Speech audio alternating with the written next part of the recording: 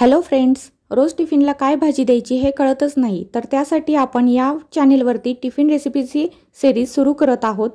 त्यामधली ही आपली पहिली रेसिपी म्हणजे आलू भेंडी मसाल्याची भाजी।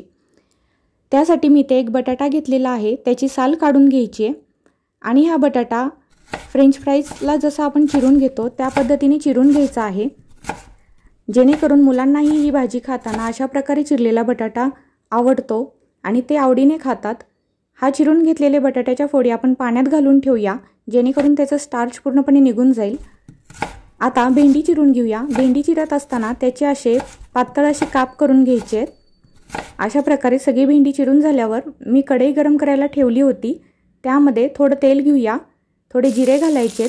जिरे घातल्यानंतर हा चिरून घेतलेला बटाटा आपण यात घेऊया, त्यामध्ये थोडं मीठ घालूया, म्हणजे बटाट्याला छान पाणी सुटेल आणि त्यामध्ये हा बटाटा छान भाजून घेता येईल।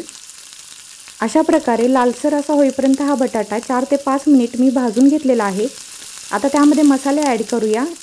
जे मसाले तुमच्या मुलांना आवडतात ते मसाले तुम्ही इथे घालू शकता। मी इथे हळद आणि थोडं तिखट घातलेलं आहे। छान मिक्स झाल्यानंतर त्यामध्ये आपण ही चिरून घेतलेली भेंडी घालून घ्यायची आहे आणि छान मिक्स करून घ्यायचे। मिक्स करून झाल्यानंतर थोडंसं आपण मीठ घालूया। मीठ घालताना इथे काळजी घ्यायची आहे, कारण आपण बटाट्यामध्ये थोडंसं मीठ घातलं होतं, त्यानुसारच भेंडी घातल्यावर मीठ घालायचं आहे। आता थोडं वाफलून घेऊया। 1-2 मिनिटं झाल्यानंतर भेंडी छान वाफलली आहे, गॅस बंद करूया। भाजी आपली तयार आहे टिफिनसाठी।